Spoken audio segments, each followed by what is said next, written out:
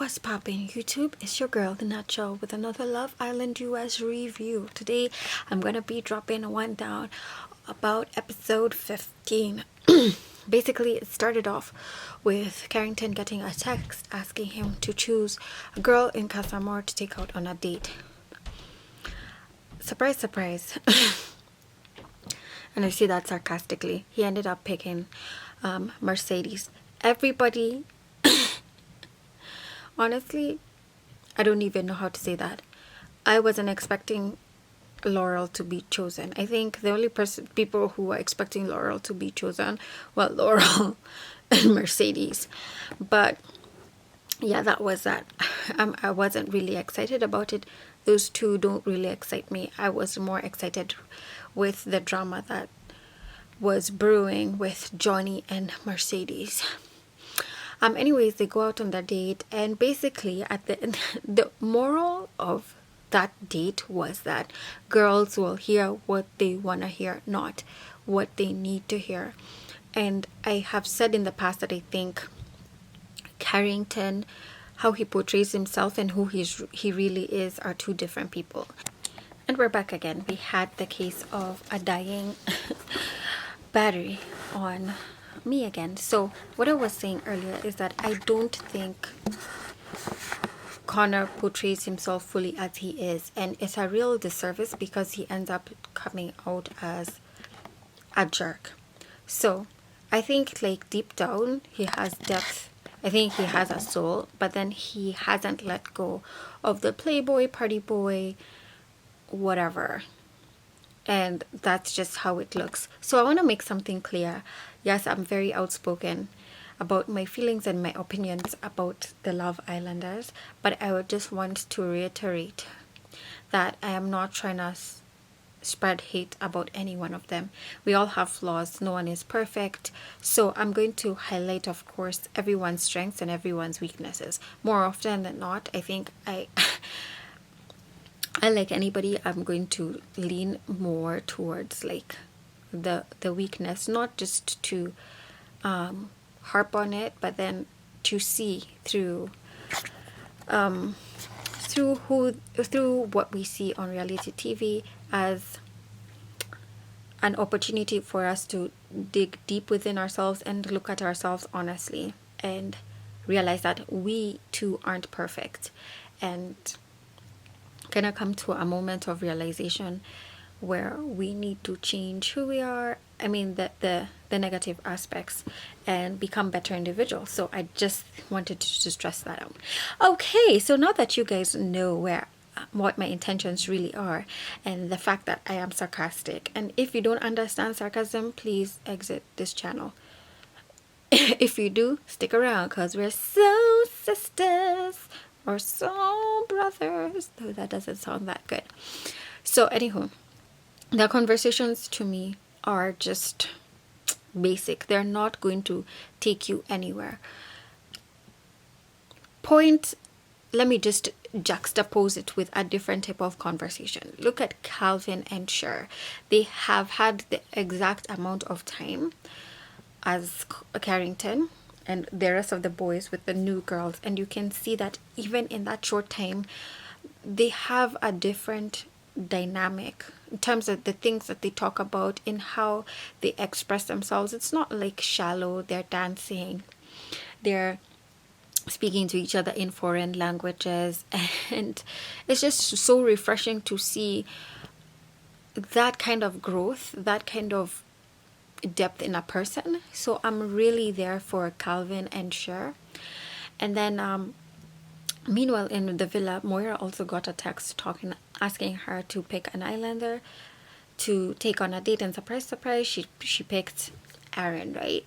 And they went on their date, and like, she was super, super, super excited. I'm so glad she fought Kirsten off for him, because like during their date, I know I keep on saying Moira is boring, but during her date she was so sweet and girly and giggly, and that is who I wished we had seen this entire time. I think Moira needs to stop waiting on someone to like whisk her away into a great romance, and she needs to step out and take charge of the kind of guys that she chooses and the quality of the relationship that she's going to have. Instead, if you want, like, for example, if you want a fun guy, don't wait for a fun guy to come around and change your whole life. Try be fun yourself.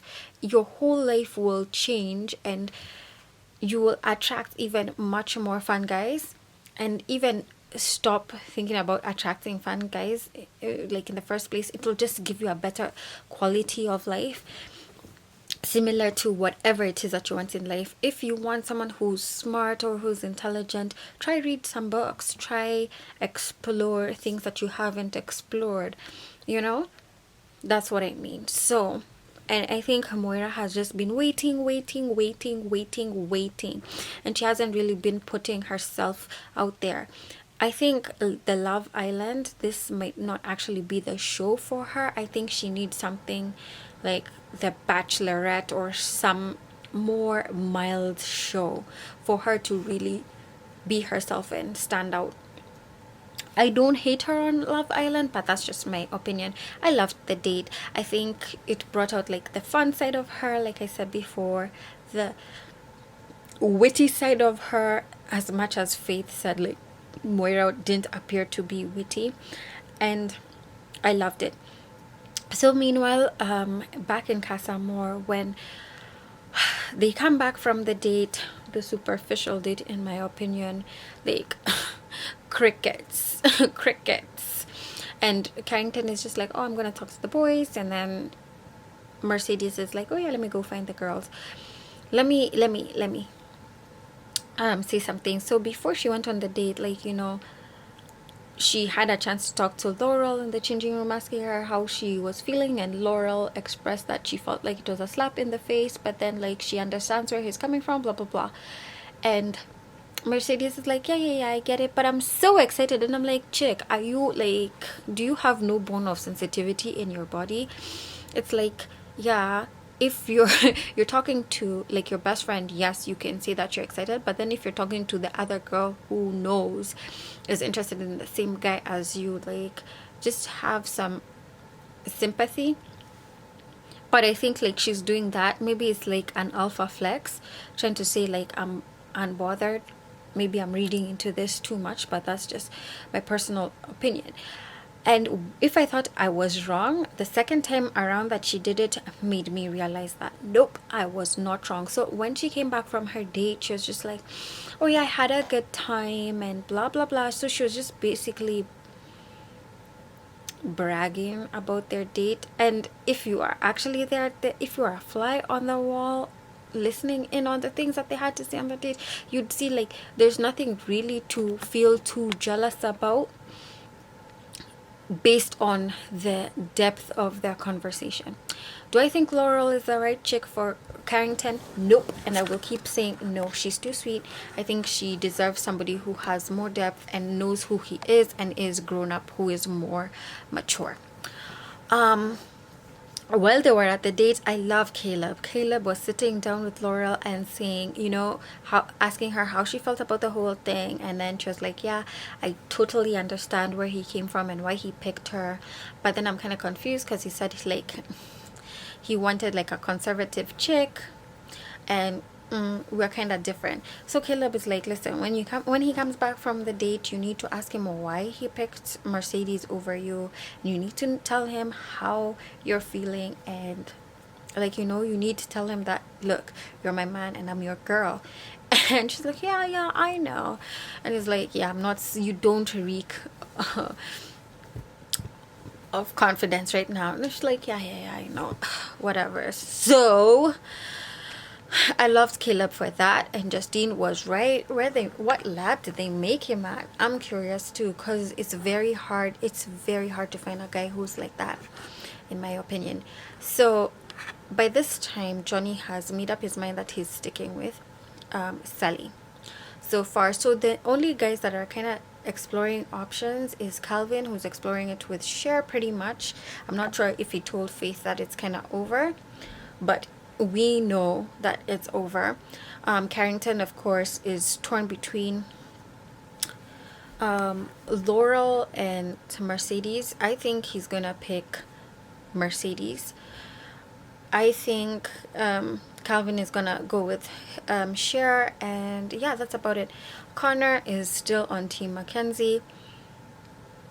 Who else? Caleb seems to be pretty certain that he's going to go with Justine. So we move over to the house, and like you can see, like everyone by this time in Casa and the villa has gotten that text telling them that they are going to, at the end of the night, they're going to have a recoupling ceremony, and they can choose to stick or twist the partner that they had. So pretty much Kirsten is the only one who she hasn't really formed a connection, and she's single, like uber single everywhere, and she still hasn't made any type of connection. I forgot to mention in my previous video that she did have chats with pretty much everybody, and like with DeAndre, I thought like actually like they meshed, and I was very surprised when she was like, which keeps on saying that she hasn't formed any sort of romantic relationships with anyone in the house so far. And I'm like, her and DeAndre have so much in common.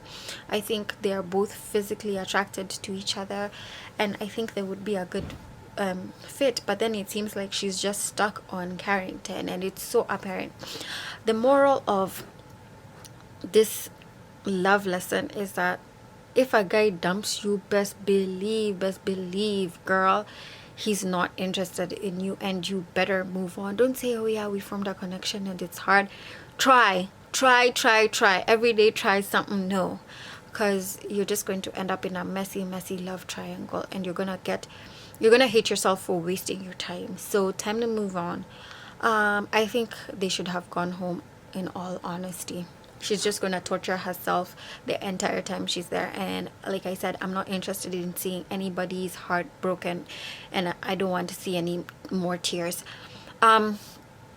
So she expressed her frustration to Jalen. Speaking of Jalen, he had a conversation with Mackenzie, and they're just talking about the pace that they're at and how he doesn't want to rush things. After Mackenzie was talking about how she's had a good time, but then like the connection they've had with Connor, and she understands how you can like two people at the same time, and she's not stressing about it, and she just wants to embrace whatever feelings that she has and acknowledge that what she can't change, there is no point in stressing about, so it is what it is. So Jalen hops on that conversation saying, yeah, I totally understand what you're saying, and I'm so glad that you said that, because I don't want to rush. I like the pace that we're at. And then Mackenzie in the confessional is like, oh my gosh, obviously like no girl wants to hear a guy say that he doesn't want to take things to the next level. It hurts. So the thing is like, you can't have your cake. You can't eat your cake and have it. Like, and I love that Jalen said that, because it made Mackenzie realize that everybody has a choice. And that is another lesson that I wish people could take, is that just because someone is torn between you and another person doesn't mean you don't have any say so about how that is going to go about, because you're in charge of your own relationships, you're in charge of your own feelings, and you shouldn't give that responsibility and authority to anyone else. So Sally and Justine are so glad that the boys are coming back to the house, because they haven't really bonded with anybody, and they want their mans back. So they had a silly moment, like just like trying to put good vibes and into the house, like kind of like calling their men back. And I am so excited for them. Those two guys, I really can't wait for them to come back to their girls. I love the friendship between Justine and Sally. I'm here for it all day. And I also like the fact that Caleb is looking out for everybody and being like 100% honest with them. And I also like how he's been trying to keep Johnny in check about his feelings and about his actions. Yeah, I think I have basically talked about everyone that needs to be talked about. Those are just my feelings about the upcoming recoupling. My predictions are, of course, Kirsten is going to pick Carrington because she's just like, I have to show him that I actually like him, and me not picking anyone is the way to do it. And I'm like, girl, bye. It's not gonna work. You're only gonna hurt yourself. So Moira, I think, should pick Jalen because she's completely different. She's free. She's herself. She's unburdened. And I think her going back with Connor is just super toxic. Everybody can see it. Everybody knows this. But no one has the guts to say it. But the likelihood is that they will actually stick to each other because they're afraid of how the public will perceive them. And I need to say something. So Carrington was like having a chat with Connor in the bedroom at Casa and saying if she twists, America is gonna hate her for it, and she's super conscious about how the public view her. And I'm like, no, you couldn't, that couldn't be further from the truth. If Mackenzie chooses somebody else, I think everyone will be glad that she did that, especially anyone who wants everyone to be in a healthy relationship. Pretty much, yeah, Sully and Justine are sticking, and I think I've covered. Moira is also up in the air. She's like still thinking about Calvin, but I think Aaron is a person who excites her, and she should definitely pick him.